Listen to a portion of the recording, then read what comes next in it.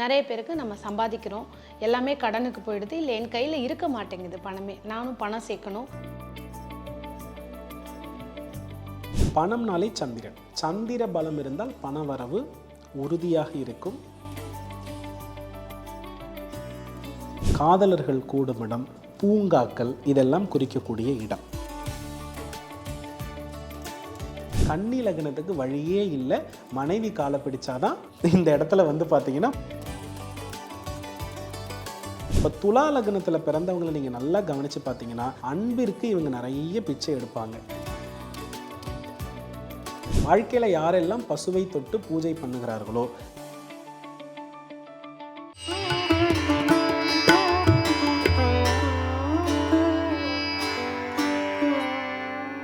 பிரணவ மந்திரம் நேயர்களுக்கு அன்பு வணக்கம். நம்மளுடைய வாழ்க்கையின் ஒவ்வொருவருக்கும் தேடல் அப்படிங்கிறது பணத்தை நோக்கி தான் இருக்கும்.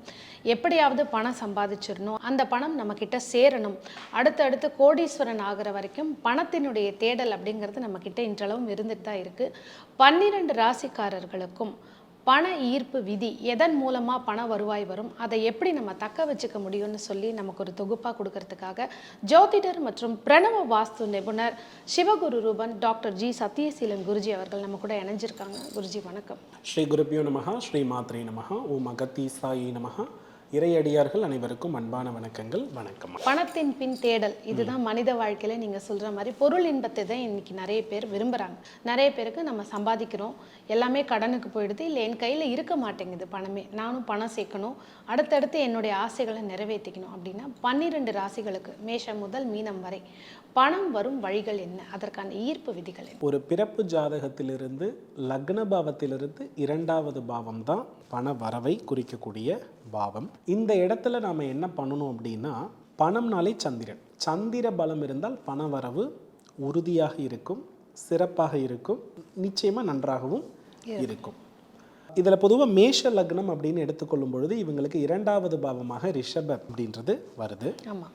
இப்போ இந்த ரிஷபம் அப்படின்னு நம்ம எடுத்துக்கிட்டோம்னா இந்த குறியீடு வந்து பார்த்திங்கன்னா காளை மாடு என்று நம்ம எடுத்துக்கலாம்.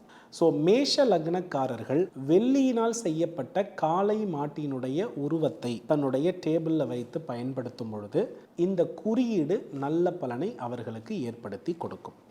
அது ஏன் காளை மாடு அப்படின்னு நம்ம எடுத்துக்கிட்டோம் அப்படின்னா, ரிஷப ராசி நிலத்தத்துவம், நிலத்திற்குள் இருப்பது வெள்ளி.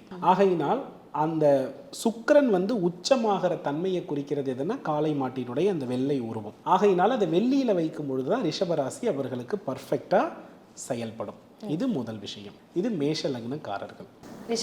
ரிஷப லக்னம் அப்படின்னு எடுத்துக்கிட்டோம்னா இவங்களுக்கு 2ஆம் பாவமாக யார் வருகிறது அப்படின்னா மிதுன ராசி வருகிறது. ஸோ இப்போ இந்த மிதுன ராசி அப்படின்னு நம்ம எடுத்துக்கிட்டோம்னா இது வந்து இரட்டைத்தன்மை உள்ள ராசி, காதலர்கள் கூடும் இடம், பூங்காக்கள் இதெல்லாம் குறிக்கக்கூடிய இடம். பொதுவாகவே ரிஷப லக்னத்திற்கு பணவரவு வரணும்னா துளசி வழிபாடு பண்ணுறதும், மரம் செடி கொடிகளுக்கு அதிகமாக நீர் விடுவதும் 2ஆம் பாவத்தை அதிகமாக பலப்படுத்தும். வீட்டில் துளசி மரமும் வளர்க்கலாம், துளசி செடி வைக்கலாம். இன்னொன்று பூங்காக்கள்ல பொது இடங்களில் உள்ள மரங்களுக்கு நீர் விடுவதன் மூலம் 2ஆம் பாவத்தை செயல்படுத்த முடியும். மிதுன லக்னம், மிதுன லக்னத்திற்கு 2ஆம் பாவமாக யார் வருகிறார் அப்படின்னா கடகம். ஸோ இப்போ கடகம் என்பது வந்து பூரண சந்திரனும் குரு பகவானும் அருள் பெற்ற ராசி. ரோஸ் வாட்டர் இருக்கு இல்லையா, அதை பியூராக வாங்கிக்கணும். அந்த ரோஸ் வாட்டரில் எந்த விதமான ஆர்டிஃபிஷியல் கெமிக்கலும் இருக்கக்கூடாது. அந்த ரோஸ் வாட்டரில் குங்குமப்பூ இடித்து போட்டு 1 மணி நேரத்துக்கு ஒரு முறை குடிச்சிட்டு வந்தால் போதும். மிதுன லக்னக்காரர்களுக்கு பண வரவு கட்டாயமாக கடக ராசியின் மூலம் இயங்கும். அடுத்து கடக லக்னம் அப்படின்னு எடுத்துக்கிட்டோம்னா இவருக்கு 2வது பாவம் சிம்மம். பொதுவாக சிம்ம ராசி அப்படின்னு எடுத்துக்கொள்ளும் பொழுது பஞ்சபூதத்தை வந்து சமநிலைப்படுத்தக்கூடிய ராசி என்று நாம் இதை என்ன பண்ணிக்கலாம்னா எடுத்துக்கலாம். இதில் குறிப்பாக வந்து ருத்ராட்ச மாலை தானம் கொடுப்பதன் மூலம் கடக லக்னக்காரர்களுக்கு பணவரவு அதிகம் கிட்டும். இந்த ருத்ராட்ச மாலையை சிவனடியார்களுக்கு அல்லது சிவாச்சாரியார்களுக்கு அல்லது சிவன் தொடர்புடைய சந்நியாச தெய்வங்களுக்கு கொடுக்கலாம். வீட்டில் வந்து தீபம் ஏற்றி வழிபாடு பண்ணுவதன் மூலம் பணவரவு சிறப்பாக இருக்கும். ஏன்னா இது வந்து நெருப்பு தத்துவ ராசி. இதில் உள்ள நெருப்பு வந்து பார்த்தீங்கன்னா தீபத்தின் நெருப்பாக உருவகப்படுத்தப்படுகிறது. 3 நெருப்பு ராசி இருக்கு இல்லையா, அதில் சிம்மத்திற்குரிய நெருப்பு என்பது எதற்காக உருவகப்படுத்தப்படுகிறது அப்படின்னா தீபமாக உருவகப்படுத்தப்படுகிறது. அடுத்து சிம்ம லக்னம். சிம்ம லக்னம் அப்படின்னு எடுத்துக்கிட்டோம்னா அதுக்கு அடுத்தபடியாக கன்னி ராசியாக வருகிறது. இப்போ கன்னி ராசி அப்படின்னு நம்ம எடுத்துக்கிட்டோம்னா இதில் பெருமாள் வருவார். ஸோ இவர்கள் வந்து பெருமாளுடைய மந்திரத்தை தாண்டி இவங்க வந்து ஒரு வெள்ளை கலர் பேஜ் உள்ள ஒரு நோட்டு வாங்கிக்கணும், கிரீன் கலர் பென் எடுத்துக்கணும். தினசரி என்ன பண்ணணும்னா ஒயிட் ஷீட்டில் 9 முறை ஓம் நமோ நாராயணாயை நம, ஓம் நமோ நாராயணாயை நமன்னு 9 டைம்ஸ் எழுதும் பொழுது அவங்களுடைய 2வது பாவம் சூப்பராக செயல்படுறத கண்கூடா பார்க்கலாம். இதை வாழ்நாள் முறையும் பண்ணலாம். இந்த நோட்டு வந்து முழுமை அடைந்து விட்டது அப்படின்னா ஸ்ரீராம ஜெயம் எழுதுனா எப்படி மண்ணை வெட்டி போட்டு மூடிடுவோமோ அதே மாதிரி தான் ஃபாலோ பண்ணணும். ஸோ அதனால மக்கக்கூடிய நோட்டு பேப்பராக என்ன பண்ணிக்கோங்கன்னா சரியாக வாங்கிக் கொள்வது நல்லது. இது வந்து சிம்ம லக்னக்காரர்களுக்கு. கன்னி லக்னம். கன்னி லக்னத்துக்கு வழியே இல்லை, மனைவி காலை பிடிச்சாதான் இந்த இடத்துல வந்து பார்த்தீங்கன்னா பொருள் வரவு. துலாம் ராசி.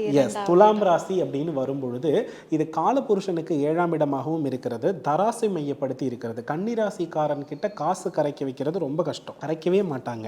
ஆனால் மனைவியினுடைய பிளஸ்ஸிங் வந்து அதிகமாக பெற பெற பெற இவர்களுக்கு பணவரவு ஏற்படும். அப்போ மனைவிக்கு விருப்பமான அலங்கார பொருட்கள், மனைவிக்கு விருப்பமான வாசனை திரவியங்கள், மனைவிக்கு விருப்பமான சொற்களை பேசுதல் முதற்கொண்டு அவங்களுடைய பிளஸ்ஸிங் ஆக மொத்தம் வாங்கிடணும். இது வந்து கன்னி லக்னக்காரர்களுக்கு பணவரவை ஏற்படுத்தும். அதுக்கு அடுத்தபடியாக வந்து பார்த்தீங்கன்னா துலா லக்னம். இப்போ துலா லக்னத்திற்கு 2ஆம் பாவமாக விருச்சகம் வருகிறது. இப்போ துலா லக்னத்தில் பிறந்தவங்களை நீங்கள் நல்லா கவனித்து பார்த்தீங்கன்னா அன்பிற்கு இவங்க நிறைய பிச்சை எடுப்பாங்க.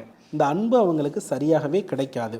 இந்த மன உளைச்சலால் அவங்களுக்கு பணவரவு என்பது சுத்தமாக வராது. இதை சரி பண்ணுறதுக்கு என்ன பண்ணணும் அப்படின்னு கவனித்து பார்த்தோம்னா விநாயக பெருமான் இருக்கார் இல்லையா, விநாயக பெருமான் ஆலயத்தில் ஏதோ ஒரு திங்கட்கிழமை செவ்வாய்க்கிழமையில் கொழுக்கட்டை தானம் செய்துக்கிட்டே வந்தால் துலா லக்னக்காரர்களுக்கு பணவரவு கட்டாயம் இருக்கும். அடுத்து விருச்சிக லக்னம். விருச்சிக லக்னம்னு எடுத்துக்கிட்டோம்னா தனுசு ராசி 2ஆம் பாவமாக வருகிறது. தனுசு ராசியை நாம நெருப்பு ராசின்னு தான் சொல்லுவோம். ஆனால் 9ஆம் பாவமாக காலபுருஷ தத்துவத்துக்கு இருக்கிறதுனால இதுல இருக்கக்கூடிய நெருப்பு வந்து ஹோமத்தி. விருச்சிக லக்னக்காரர்கள் எல்லாம் அடிக்கடி வீட்டில் ஹோமம் செய்வது, இந்த ஹோமம் செய்வதன் மூலமாக அவர்களால் என்ன பண்ண முடியும்னா பணவரவை பெற முடியும். அப்ப மாதத்திற்கு ஒரு முறை கணபதி ஹோமம் செய்து கொள்வது அல்லது ஸ்ரீ சூக்த ஹோமம் வந்து பார்த்தீங்கன்னா வீட்டில் செயல்படுத்திக்கிறது. ஸ்ரீ சூக்த ஹோமம் நார்மலாக பண்ணுறது தான், அதை பண்ணிக்கலாம். அப்படி இல்லை அப்படின்னா ஒரு கோவிலுக்கு போயிட்டு என்ன பண்ணலாம்னா 8 தீபம் தான் ஏற்றணும், இல்லைன்னா 54 ஏற்றணும். அதுக்கு கீழே நிறைய பேருக்கு பார்த்தீங்கன்னா வீட்டில் அடிக்கடி ஹோமம் வளர்த்த முடியாத ஒரு சூழ்நிலை வரும். அப்போ கோவில் இருக்க நெருப்பு தத்துவத்தை அதிகப்படுத்தணும். அப்போ நெருப்பு தத்துவம் அதிகமாகணும்னா 54 தீபம், 108 தீபம், இப்படி தான் ஒன்று இதை பண்ணலாம். அந்த தீபம் வாங்குறதுக்கு ஹோமமே நடத்திடலாம். சரியா? ஸோ இன்னைக்கு அப்படி தான் இருக்கிறது. அதுக்கு அடுத்தபடியாக தனுசு லக்னம். தனுசு லக்னத்துக்கு 2ஆம் பாவமாக வந்து பார்த்தீங்க அப்படின்னா மகரம் வருகிறது. பொதுவாக இவங்க வந்து ரத்தினங்களை உடல்ல அணிந்துக்கிறது ரொம்ப ரொம்ப நல்லது. ஏன்னா மகரம் என்பது வந்து பார்த்தீங்கன்னா பூமிக்கு கீழே இருக்கக்கூடிய ரத்தினங்களை, சுரங்கங்களை குறிக்கக்கூடிய ராசி. ஸோ தனுசு லக்னத்துக்கு மட்டும்தான் ரத்தினங்கள் ரொம்ப பர்ஃபெக்டாக வேலை செய்யும். குறிப்பாக ஏதாவது ரத்தினம் இருக்கு? மேக்சிமம் இவங்க ரூபி வேர் பண்ணிக்கிறது ரொம்ப ரொம்ப நல்லது. ரூபியோ அல்லது பவளமோ இவங்க வேர் பண்ணிக்கிட்டா பாசிட்டிவான ரிசல்ட் நிச்சயமா இவங்களுக்கு இருக்கும். ஸ்டோன்ஸ் பேஸ் பண்ணின விஷயங்களை இவங்க உடம்புல அணிந்து கொண்டே இருக்கிறது நல்லது.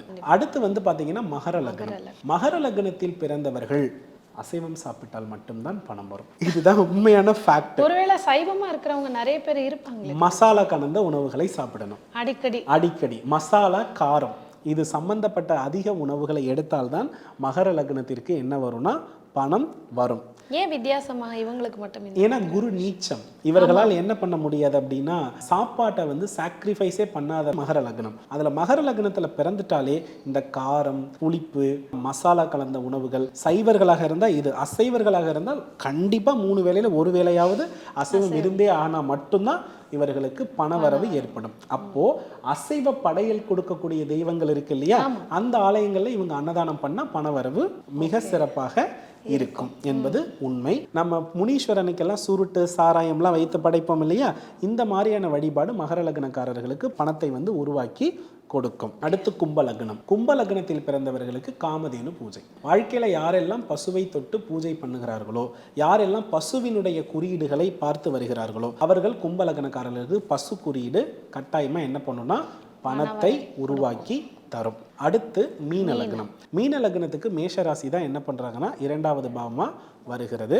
பொதுவாக மேஷம் அப்படின்றது மலை மீது உள்ள தெய்வங்களை குறிக்கக்கூடிய இடம், மலை பிரதேசங்களை குறிக்கக்கூடிய இடம். ஸோ மீன லக்னத்தில் எவர் ஒருவர் பிறந்திருந்தாலும் மலை மீது இருக்கக்கூடிய இறைவனுடைய ஆலயத்தில் அன்னதானம் செய்ய கட்டாயமாக பணவரவு ஏற்படும். அப்படி இல்லையா, வெட்ட வெளியில வந்து பார்த்தீங்கன்னா வெக்காளியம்மன் என்ற பெயரில் அல்லது விநாயக பெருமான் வந்து பார்த்தீங்கன்னா கூரை இல்லாத கோவில்களில் இருக்கக்கூடிய தெய்வங்கள் கோவிலில் அன்னதானத்தை வந்து பார்த்தீங்கன்னா வெள்ளிக்கிழமையில் வணங்கினால் கட்டாயமாக பணவரவு இருக்கும். இதெல்லாம் 12ல் அனுபவ ரீதியான பார்த்த பரிகாரங்கள். அருமை. ஏன்னா பணம் ஏன் வரலாங்கிறத தாண்டி சின்ன சின்ன விஷயங்கள் பண்ணும்போது கூட நமக்கே தெரியாமல் இந்த பண வரவு வரும் அப்படிங்கிற மாதிரி சொல்லியிருக்கீங்க. இதில் ஒரே ஒரு சந்தேகம்னா, இதற்கு ஏதாவது கிழமைகள் இருக்கா, இல்லை அவங்க டைம் கிடைக்கும் போதெல்லாம் இதை செஞ்சுக்கிட்டே இருக்கணும்? அவங்களுடைய 2வது அதிபதிக்கு உரிய நாளில் பண்ணால் நல்லது. 2வது அதிபதினா மேஷத்துக்குன்னா ரிஷபம், ரிஷபம் வந்து சுக்கிரனுடைய வீடு, ஸோ வெள்ளிக்கிழமை. இப்போ மிதுனத்துக்கு வந்து பார்த்தீங்கன்னா கடகம், கடகம்னா வந்து பார்த்தீங்கன்னா திங்கட்கிழமை. இப்படி வந்து அவங்க அதிபதிக்குரிய நாளை பார்த்து